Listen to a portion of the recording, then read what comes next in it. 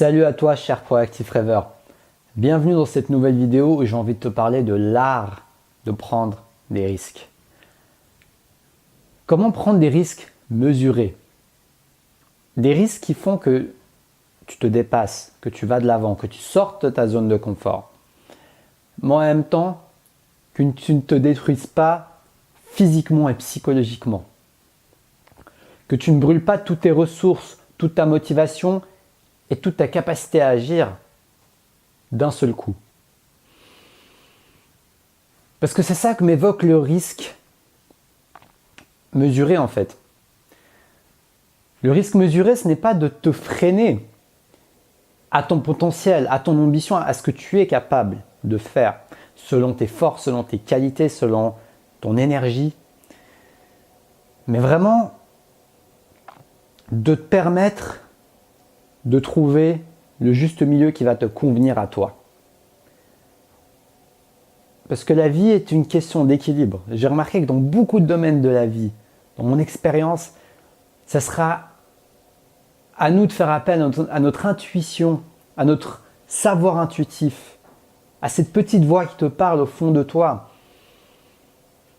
et qui n'a pas forcément de nom, qui va te donner la réponse, qui va te donner l'équilibre que tu pourras trouver.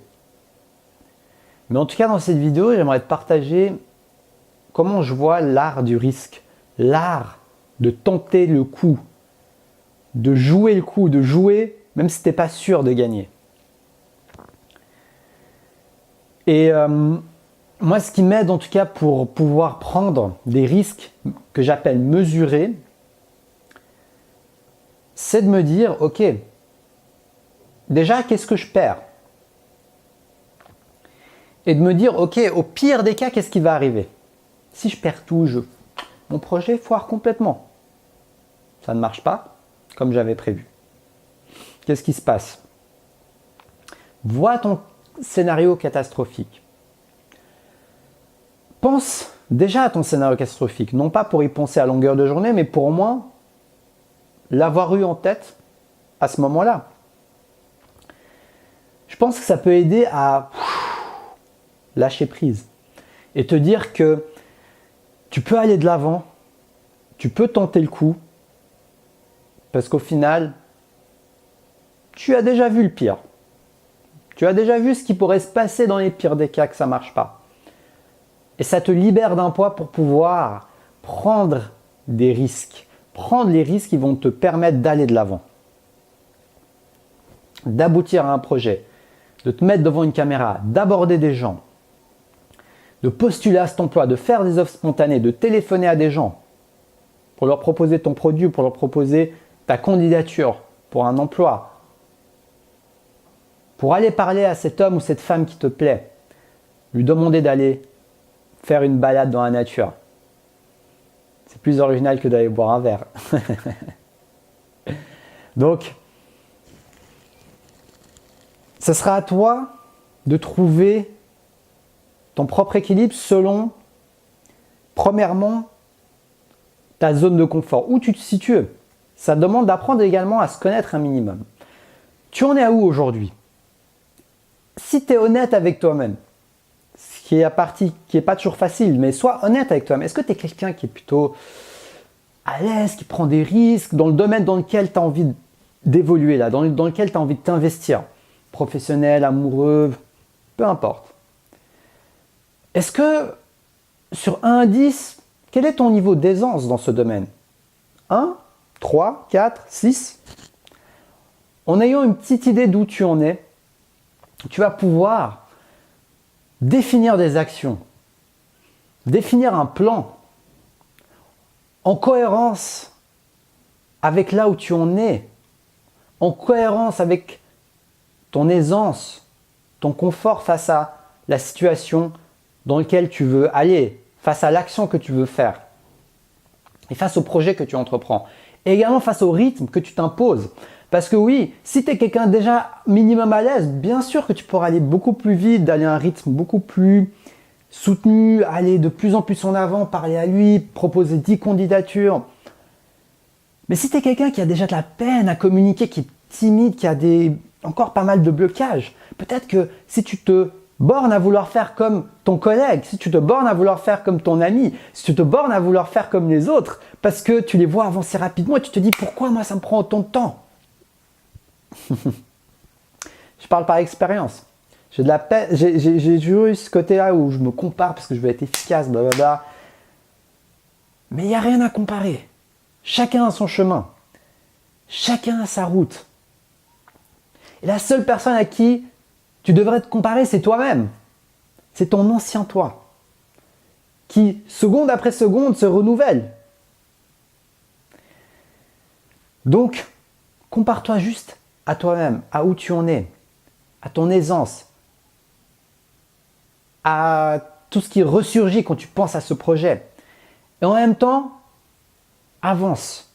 Ne sois pas non plus stagnant en utilisant ça comme excuse. Ah, j'ai peur, donc je reste au même point. Si tu as envie tu as un projet qui te tient à cœur, tu as envie d'aider les autres d'une certaine manière, tu as envie d'entreprendre, tu as envie d'aller à la rencontre de ton âme sœur, donne-toi les moyens d'y arriver. Dépasse-toi à ton rythme, mais dépasse-toi. Ne reste pas coincé dans cette foutue zone de confort qui va te dire de rester là où tu es, qui va te dire que tu n'as pas besoin de sortir de cette zone de confort. Effectivement, d'un point de vue existentiel, tu n'en as pas vraiment besoin. Mais est-ce que tu es venu ici pour rester sur place? On est quand même des êtres humains, donc on est là, on a des mains, on a une voix, on a plein de choses, on a un cerveau, un esprit, la créativité et tout ça. Est-ce que c'est fait pour rester stagnant, pour rester dans la peur, pour rester dans l'isolement? Ou bien est-ce que c'est fait pour sortir de tes gants, sortir de ta zone de confort et aller montrer au monde, mais surtout à toi-même, juste pour t'éclater, pour te faire plaisir, l'art que tu veux partager, d'une manière ou d'une autre, le projet que tu veux faire, l'association que tu veux soutenir, l'entreprise pour laquelle tu veux travailler qui a des valeurs qui sont en cohérence avec ton âme, avec tes valeurs, avec ce que tu veux apporter au monde.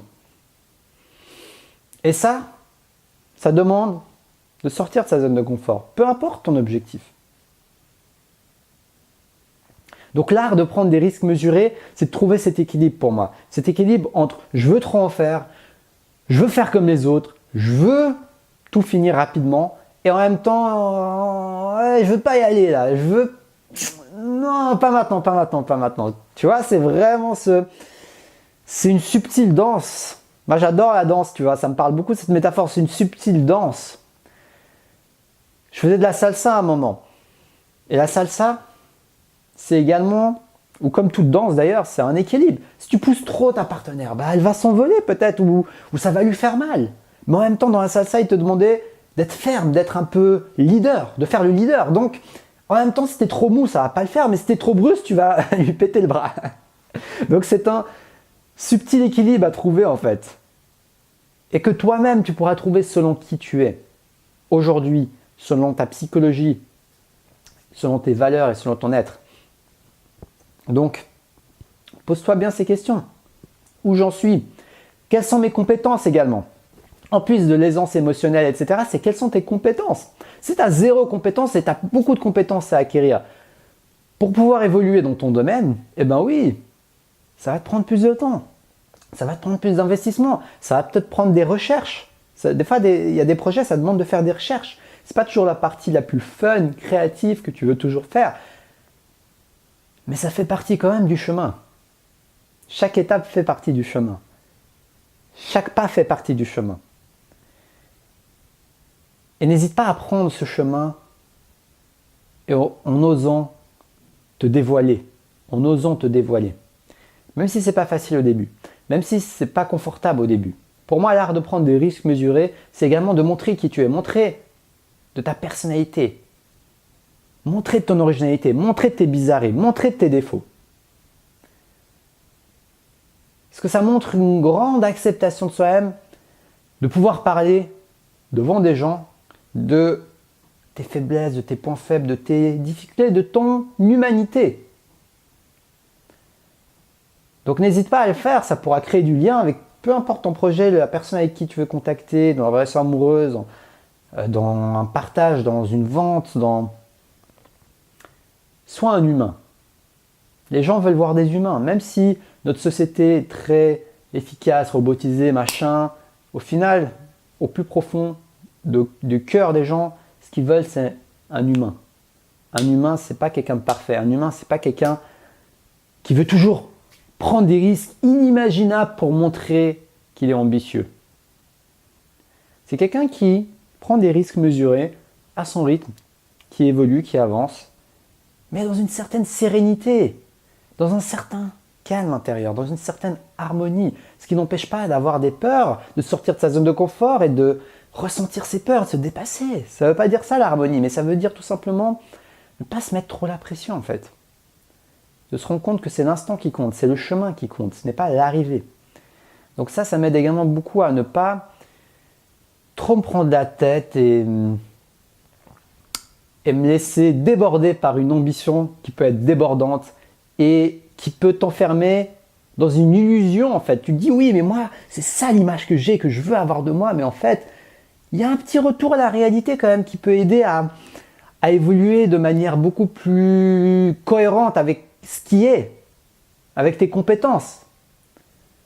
Bien sûr j'aime bien être ambitieux, mais en même temps j'aime bien aussi garder les pieds sur terre.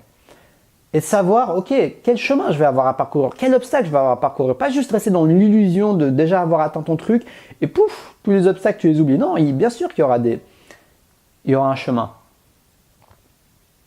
Et on peut avoir du fun dans son chemin. Ça ne veut pas dire qu'on va toujours ressentir des émotions positives dans ce chemin. Ça peut être dur, on peut se sentir triste, on peut avoir envie d'abandonner. On peut avoir la flemme, on peut se laisser aller. On peut revenir, partir, revenir.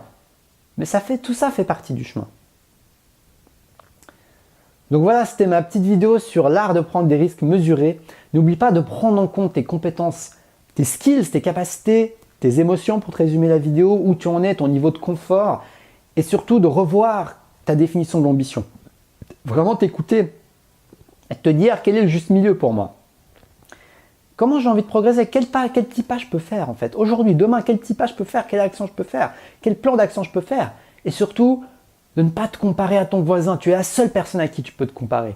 Il n'y a que toi, ton toi d'avant, dans lequel tu peux te comparer, qui va te stimuler de manière beaucoup plus saine que de te comparer constamment aux autres.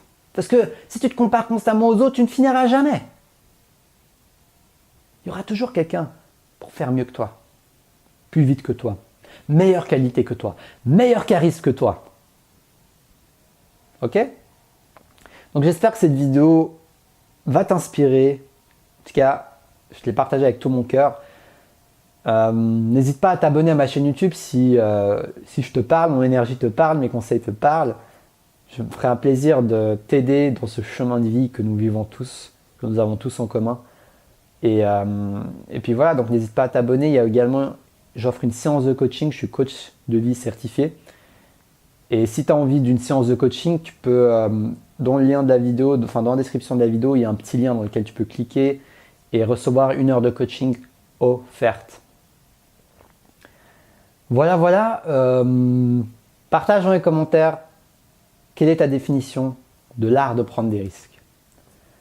Alors je te souhaite une belle journée, une belle fin de journée, cher Proactive Rêveur. Et surtout, reste connecté à ta flamme intérieure.